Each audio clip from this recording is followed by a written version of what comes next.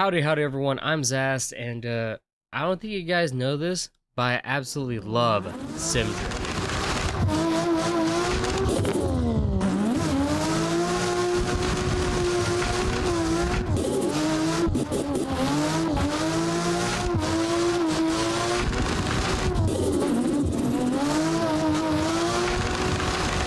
In fact, I've been sim drifting for a little over 4 years now, and honestly, I've really been enjoying it. It's something I can easily do after a long day at work for a bit and just relax. But with the recent rise of drifting in BeamNG, I kind of wondered how hard it would be to transition from Assetto Corsa to BeamNG.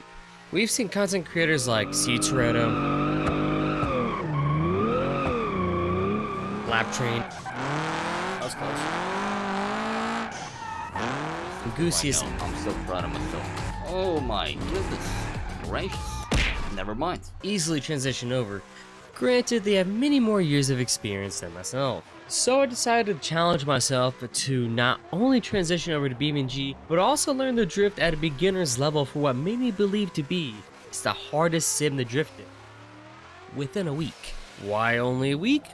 Because it adds to the challenge, of course. Also, it's approximately the time it took for me to get the grips of drifting in Assetto, so it'll make a fair baseline whether or not it will be easy to transition. So without further ado, let's put on some funk and let's get sliding.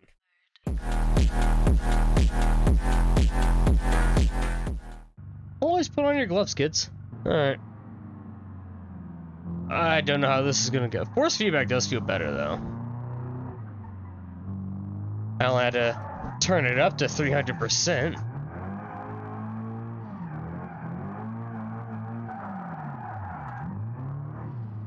Right there alone, that was Yep, should have seen that. I was gonna load up the suspension and spin it.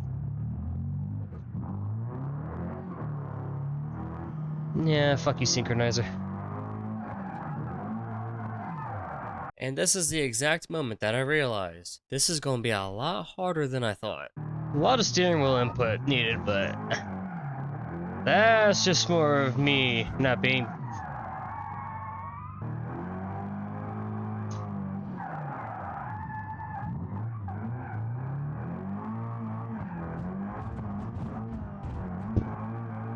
We took the dirt line, it's alright.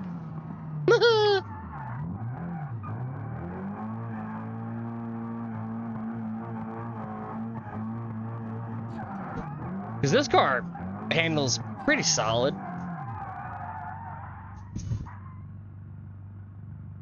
I think for today we're gonna stop here.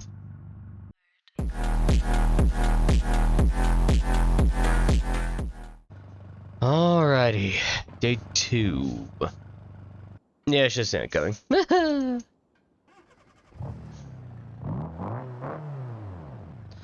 Send it. Definitely shift before I clutched in. That wasn't very smart. Okay.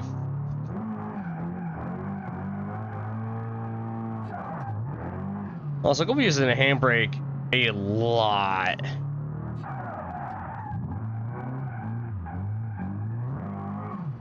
Yep, there's that power band issue I've been struggling with. It feels like to me that force field got lighter since or I started recording. That wasn't too bad. At least I'm starting to learn how the car handles.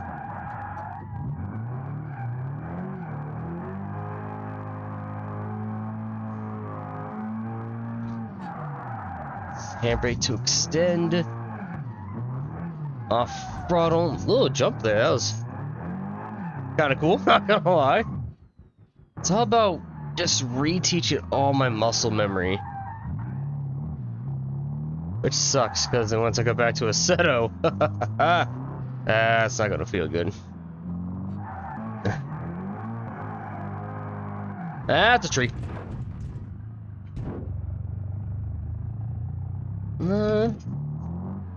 Steering feels fine.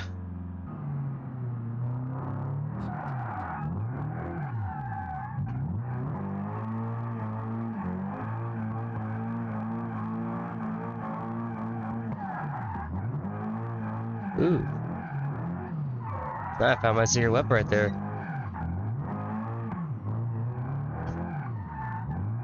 There we go.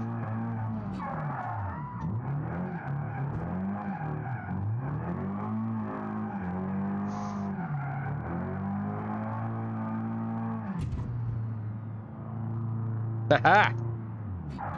Learning. Now you guys can't see my face, but I am getting irritated.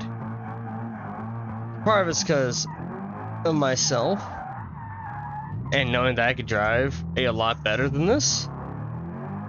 Part of it is because the car is very unpredictable.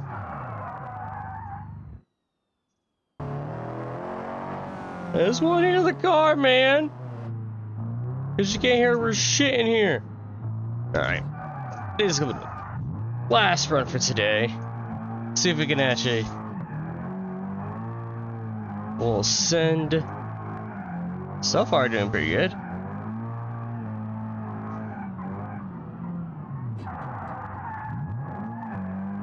Load up that rear diff. We are definitely maxed out on angle.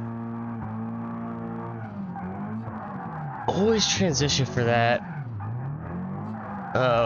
Uphill turn way too early. I would say that would be a success, right? It's a little bit of a freestyle. See what we can do. Oh, that's a tree, dumbass. Come on, break out. See, if we had access to third, it'd be a lot better, but we'll have to do some diff settings on that one. But I think that's enough for today.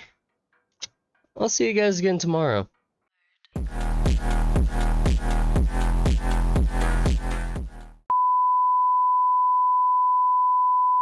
Yeah, I might have forgotten to hit the record button, so let's just move on to day 4.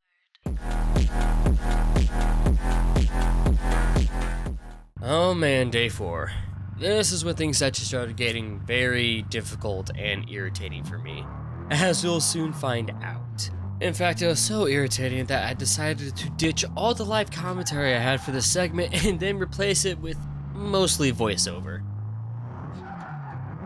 The major problem I had during this day is that the car would just randomly snap to angle and spin. And spin. And spin. Did I mention that it would just fucking spin? Don't get me wrong, there was plenty of good runs in here, but they are all ruined specifically by cars snapping to angle, losing power mid-corner, and just straightening or spinning out. And it's incredibly frustrating because I know damn well that I can drive far better than this.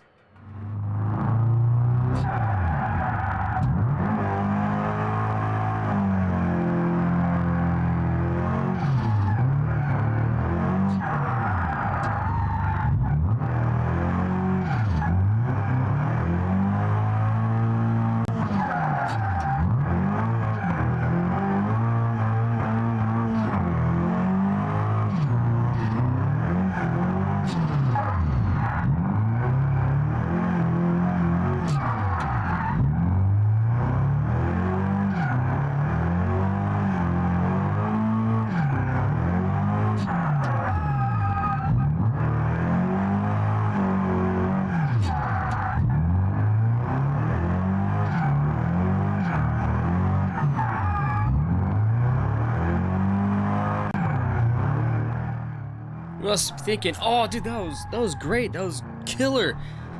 Until you watch the next clip, which is what happened shortly afterwards.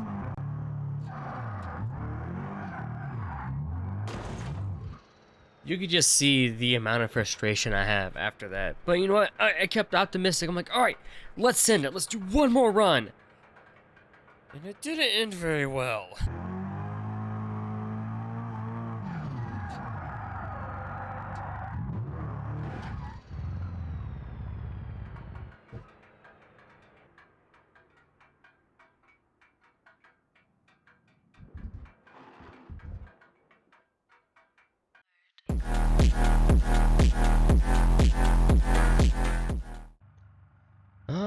Alright, back here again.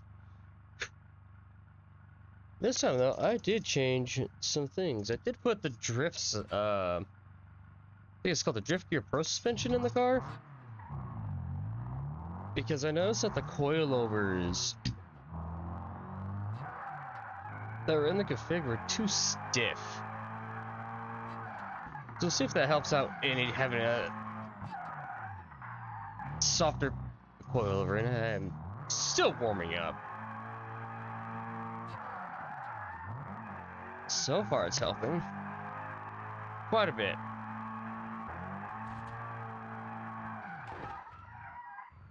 Alright, let's reset. So, yep, tuning.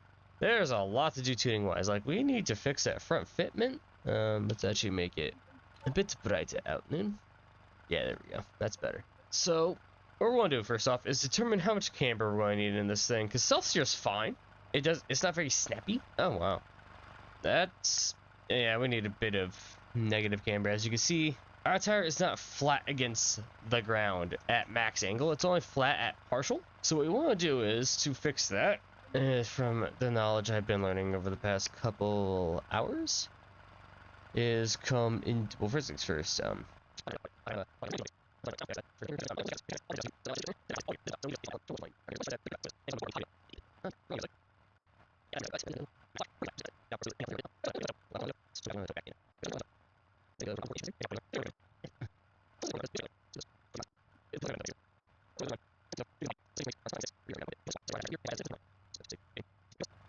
Just like a lot of things, this is all tailored to you and how you drive. My settings might not be good for you, and that is why you test.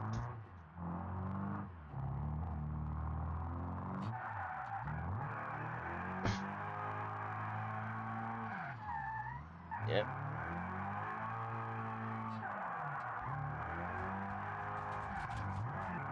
Have to be a bit touchier on throttle. Probably have to lower tire pressures.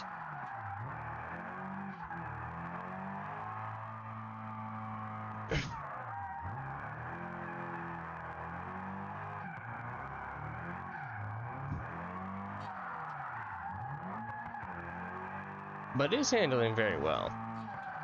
I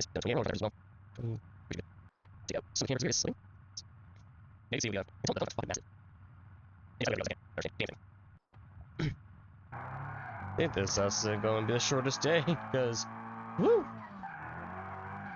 Compared to how it was handling, constant snap oversteer, this thing handles great right now.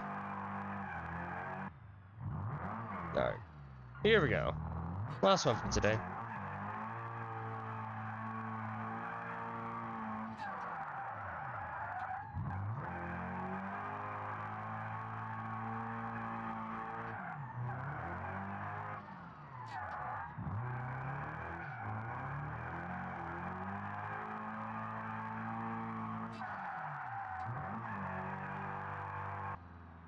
Alright, I think I get the point though. I mean, feels good enough to damn near drift one hand.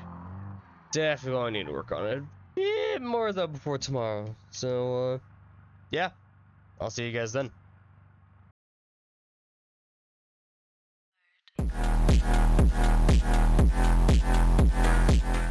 What the hell do you mean 2 months later? I've been busy. Not only with work, but working on my new car, as well as just being too damn tired to really do anything. So, you must be thinking, oh, I spent 2 months practicing. No, that's why today is recap. I legitimately had to sit back down for the past 2 hours and reteach myself damn near everything I spent the last 5 days doing, from car setup to swap around parts to make the car handle better, to, as you can see, steering inputs are absolutely atrocious, but that's just how BeamNG handles. I also had to reteach myself not to grind the hell out of the Cinco shifting in between gears, because I frankly am way out of practice. That's why tomorrow is going to be absolute hell.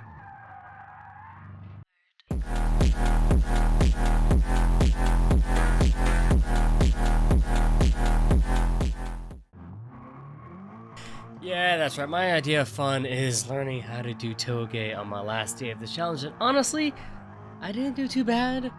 I completely forgot to honestly set the car back up after yesterday. So it was more like relearning the car again. Honestly, it was a lot more fun than I thought it'd be, but yeah. So is it actually possible to learn how to drift in BeamNG in 7 days? Yes. You could probably actually learn a lot sooner if you spent more time than I did. I only spent typically an hour or two each day, and honestly, I more rushed myself into trying to learn. So take a bit of advice from me. Don't rush yourself, just sit back and have fun. That's the most important thing here. You're not trying to become a professional driver, you're just trying to get sideways, slam doors, which is the one thing I missed in this, and that's because setting up a BeamNG server freaking sucks. So yeah, I actually had a lot of fun doing this. So if you guys like what you've seen, y'all know what to do by now. Like, comment, subscribe, all the things that you need to do to appease the YouTube gods. And remember, shut up, get happy, and I will see you all next time.